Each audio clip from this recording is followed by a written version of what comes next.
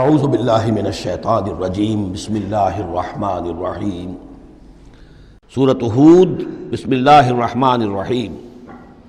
یہ اب جوڑا ہے، اس جوڑے کا دوسرا فرد سورہ ہود۔ یہاں آپ دیکھیں گے کہ برعکس ترتیب ہو جائے گی، 10 رکوعوں میں سے 6 سے زائد انباء الرسل پر مشتمل ہے، اور جس میں سب سے تفصیلی ذکر جو ہے یہ حضرت نوح علیہ السلام کا ہے، اور آخر میں بہت ہی مختصر سا تذکرہ جو ہے حضرت موسیٰ کا ہے۔ باقی جیسے سورہ اعراف میں ایک ایک رکوع ایک ایک رسول کے لیے، وہی ترتیب آپ یہاں دیکھیں گے۔ بسم اللہ الرحمن الرحیم۔ الف لام را کتاب احکمت آیاتہ ثم فصلت من لدن حکیم خبیر۔ الف لام را، یہ وہ کتاب ہے جس کی آیات پختہ کی گئی ہیں، مضبوط کی گئی ہیں، پھر ان کی تفصیل کی گئی ہے، انہیں کھولا گیا ہے اس ہستی کی طرف سے جو حکیم اور خبیر ہے، جو کمال حکمت والا اور باخبر ہے۔ اس کا ایک مفہوم یہ ہو سکتا ہے کہ قرآن مجید میں شروع میں جو صورتیں نازل ہوئی ہیں وہ چھوٹی چھوٹی لیکن بہت پروفاؤنڈ، چند الفاظ کے اندر معلوم ہوتا ہے کہ جیسے سورۃ العصر ہے، والعصر ان الانسان لفی خسر الا الذین آمنوا وعملوا الصالحات وتواصوا بالحق وتواصوا بالصبر۔ اب اس میں کل ہدایت موجود ہے، اور امام شافعی کے وہ اقوال جو ہیں میں نے اپنے کتابچے میں راہ نجات سورۃ العصر کی روشنی میں وہ سارے درج کیے ہیں کہ لو لم ينزل من القرآن سواها لکفت الناس، اگر صرف یہ سورۃ العصر نازل ہوتی قرآن میں سے اور کچھ نہ نازل ہوتا تو بھی ہدایت کے لیے کافی تھی۔ اور لو تدبر الناس هذه السورۃ لوسعتهم، اگر لوگ صرف اس صورت پر تدبر کریں، غور کریں، تو یہ ان کی ہدایت کے لیے کافی ہو جائے گی۔ تو ابتدائی صورتیں اور آیتیں بڑی محکم، لیکن اس کے بعد تفصیل انہی کی بیان ہوئی ہے۔ اللہ تعبدوا الا اللہ، یہ کتاب کس پیغام کے ساتھ آئی ہے؟ نہ پوجو کسی کو سوائے اللہ کے۔ اننی لکم منہ نذیر و بشیر، یقیناً میں ہوں تمہارے لیے اس کی جانب سے خبردار کرنے والا اور بشارت دینے والا۔ یہ دو الفاظ بار بار آ رہے ہیں، بشیر اور نذیر، نذیر اور بشیر۔ وما نرسل المرسلین الا مبشرین ومنذرین، رسلا مبشرین ومنذرین لئلا یکون للناس علی اللہ حجۃ بعد الرسل وکان اللہ عزیزا حکیما۔ وَأَنِ اسْتَغْفِرُوا رَبَّكُمْ، اور یہ کہ اپنے رب سے استغفار کرو، معافی چاہو۔ ثُمَّ تُوبُوا إِلَيْهِ، اور پھر اس کی جناب میں رجوع کرو، اس کی طرف بڑھو۔ يُمَتِّعْكُمْ مَتَاعًا حَسَنًا، وہ تمہیں ساز و سامان دے گا دنیا کی زندگی میں بھی اچھا فائدہ، إِلَىٰ أَجَلٍ مُّسَمًّى، ایک وقت معین تک کے لیے، دنیا میں بھی تمہارے لیے حسنہ ہوگا۔ وَيُؤْتِ كُلَّ ذِي فَضْلٍ فَضْلَهُ، اور ہر صاحب فضل کو اس کے حصے کا فضل عطا کرے گا۔ یہاں جو ہے ذی فضل سے مراد ہے مستحق فضل، جو بھی فضل کا مستحق ہے اسے اللہ تعالیٰ اس کا فضل عطا کرے گا۔ وَإِن تَوَلَّوْا، اور اگر تم پھر جاؤ گے، فَإِنِّي أَخَافُ عَلَيْكُمْ عَذَابَ يَوْمٍ كَبِيرٍ، تو پھر مجھے اندیشہ ہے کہ تم پر بہت بڑے دن کا ایک عذاب آئے گا۔ إِلَى اللَّهِ مَرْجِعُكُمْ، تمہاری طرف اللہ ہی کی طرف تمہیں لوٹ جانا ہے، وَهُوَ عَلَىٰ كُلِّ شَيْءٍ قَدِيرٌ، اور وہ ہر چیز پر قادر ہے۔ أَلَا إِنَّهُمْ يَثْنُونَ صُدُورَهُمْ لِيَسْتَخْفُوا مِنْهُ، آگاہ ہو جاؤ یہ لوگ اپنے سینوں کو دوہرا کرتے ہیں تاکہ اس سے چھپ سکیں۔ یہ مشکلات القرآن میں سے اس کے بارے میں بہت سے اقوال ہیں۔ ایک رائے جو ہے کہ جو بخاری میں حضرت ابن عباس کا جو قول آیا ہے وہ یہ ہے کہ کچھ اہل ایمان کے اوپر حیا کا اتنا غلبہ تھا، جیسے حضرت عثمان رضی اللہ تعالیٰ عنہ، کہ وہ کبھی غسل بھی کرنا ہوتا تھا، اس وقت بھی عریاں ہونا انہیں پسند نہیں تھا، تو وہ اس طریقے سے جھک جاتے تھے کہ گویا کہ سطر پھر بھی جو ہے وہ چھپا رہے، اور اگر کہیں قضاء حاجت ہے یا کوئی اور، اس وقت بھی وہ پورا سطر کا اہتمام کرتے تھے۔ تو یہ فرمایا جا رہا ہے کہ تم کتنا ہی کر لو، ظاہر بات ہے کہ اللہ تعالیٰ کی نگاہوں کے تو تم سامنے ہو، لہذا یہ ہے کہ اس میں ایک حد تک جو بھی اللہ تعالیٰ نے سطر کا، حجاب کے جو بھی احکام دیے ان کی پیروی کرو، لیکن کسی بھی معاملے میں غلو کی ضرورت نہیں ہے۔ الا انہم یثنون، باقی اور طرح سے بھی اس آیت کی جو ہے وہ تشریح کی گئی ہے۔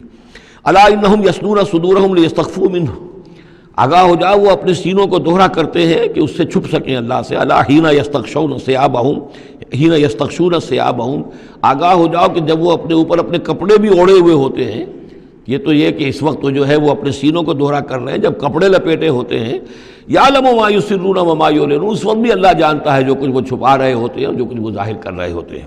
انہ علیم بذات الصدور، وہ تو جو کچھ سینوں کے اندر ہے اس کو بھی جانتا ہے۔ وما من دابۃ فی الارض الا علی اللہ رزقها، اور نہیں ہے کوئی بھی چلنے والی چیز، کوئی حیوان، کوئی چوپایا، کوئی چرند، کوئی پرند زمین پر، جتنے بھی حیوانات ہیں اللہ نے بنائے ہیں، لیکن یہ کہ ان کا رزق اللہ کے ذمے ہے۔ یعنی اللہ تعالیٰ نے جو نظام بنایا اس دنیا کا، اس میں ہر شے کے لیے اس کا رزق فراہم کیا ہے. جو جاندار بنایا اس کے لیے جو غذا ہے، جو ضروری چیزیں، وہ پہلے سے فراہم کر دی ہے. بچے کی پیدائش بعد میں ہوتی ہے اور ماں کی چھاتیوں میں دودھ پہلے پیدا ہو جاتا ہے. تو اللہ تعالیٰ کی طرف سے یہ نظام جو ہے ایسا ہے. یہ دوسری بات ہے کہ لوگوں نے تقسیم دولت کا نظام غلط کر دیا، تو کچھ لوگ بھوکے رہ گئے، کچھ ننگے ہو گئے، کچھ نے دولت سمیٹ کر جو ہے اپنے کھتے بھر لیے، انبار لگا لیے. یہ انسانوں کا معاملہ ہے، یہ انہوں نے غلط کام کیا ہے. ورنہ اللہ تعالیٰ نے تو تمام جو بھی جتنی بھی مخلوقات ہیں ان کے لیے کافی اور وافی رزق جو ہے وہ پیدا کیا ہے. وَمَا مِن دَابَّةٍ فِي الْأَرْضِ إِلَّا عَلَى اللَّهِ رِزْقُهَا وَيَعْلَمُ مُسْتَقَرَّهَا وَمُسْتَوْدَعَهَا، اور وہ جانتا ہے اس کے مستقل قیام کی جگہ کو بھی اور جہاں وہ عارضی طور پر سونپا جاتا ہے. یہ مستقر اور مستودع پر گفتگو ہو چکی ہے تفصیل کے ساتھ. 3 اقوال اس کے بارے میں بیان کر چکا ہوں سورہ انعام کے ضمن میں. کل فی کتاب مبین، اور یہ سب کچھ ایک کھلی روشن کتاب کے اندر موجود ہے، وہی کتاب جو علم الہی کی کتاب ہے. وَهُوَ الَّذِي خَلَقَ السَّمَاوَاتِ وَالْأَرْضَ فِي سِتَّةِ أَيَّامٍ، اور وہی ہے کہ جس نے پیدا کیا آسمانوں اور زمین کو 6 دنوں میں. وَكَانَ عَرْشُهُ عَلَى الْمَاءِ، اور اس کا تخت تھا پانی پر. لِيَبْلُوَكُمْ أَيُّكُمْ أَحْسَنُ عَمَلًا، تاکہ تمہیں آزمائے کہ کون ہے تم میں سے اچھے عمل کرنے والا. یعنی یہ تخلیق جو ہے اور انسانی زندگی کا جو یہ حصہ جو اس دنیا میں گزرتا ہے، اس کا جو اصل مقصد ہے وہ ہے امتحان. قلزم ہستی سے تو ابھرا ہے مانند حباب، اس زیاں خانے میں تیرا امتحان ہے زندگی. باقی یہ کہ کان عرشہ علی الماء، اس کا تخت پانی پر تھا. اس کے معنی کیا ہیں؟ میرے نزدیک اب بھی یہ آیات متشابہات میں سے ہے، لیکن ایک انداز ایسا ہے کہ جس سے محسوس ہوتا ہے کہ شاید وہ اس کی طرف اشارہ کیا جا رہا ہو کہ یہ دنیا جب بنی ہے، یہ زمین جب ٹھنڈی ہونے لگی ہے تو ٹھنڈی ہو کر اس کے بخارات نکلے ہیں، اور وہ اس کے گرد جو فضا بنی ہے، ایٹماسفیئر، اس کے اندر یہ گیسز گئی ہیں.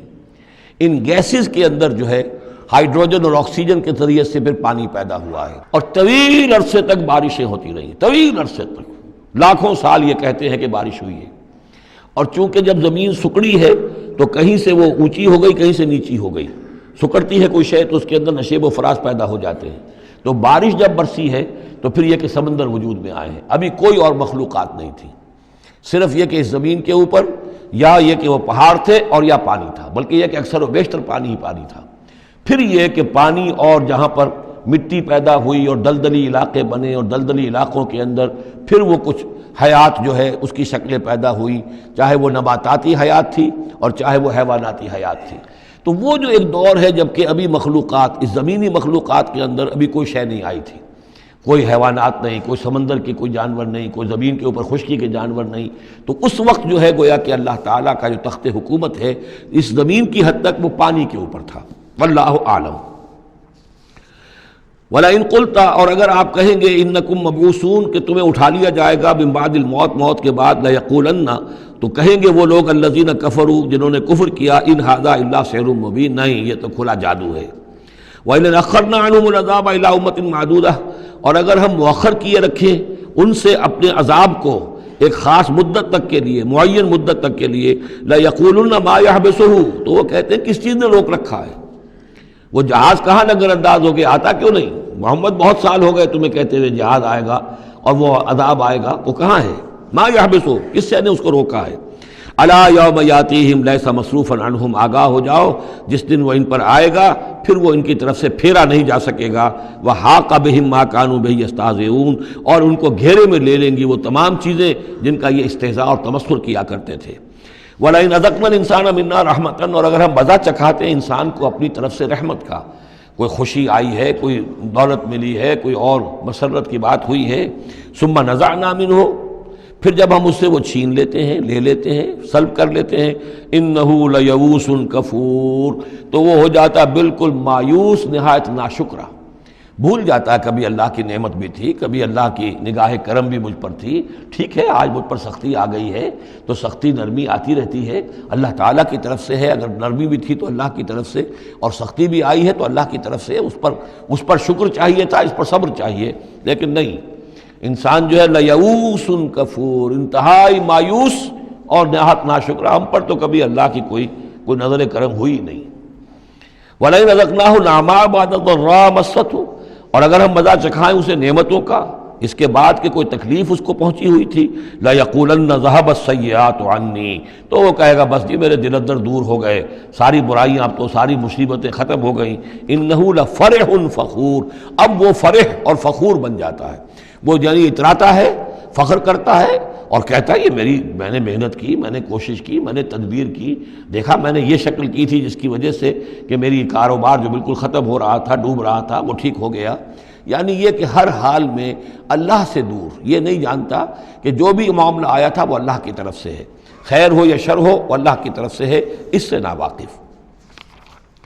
إِلَّا الَّذِينَ صَبَرُوا، سوائے ان کے کہ جو صبر کی روش اختیار کریں، یہ سب کی بات نہیں ہے، جن کو اللہ نے ایمان دیا ہو اور ایمان کے نتیجے میں صبر پیدا ہوا ہو، إِلَّا الَّذِينَ صَبَرُوا وَعَمِلُوا الصَّالِحَاتِ، اور انہوں نے نیک اعمال کیے ہوں، أُولَٰئِكَ لَهُم مَغْفِرَةٌ وَأَجْرٌ كَبِيرٌ، ان کے لیے مغفرت ہے اور بہت بڑا اجر ہے۔ صدق اللہ العظیم۔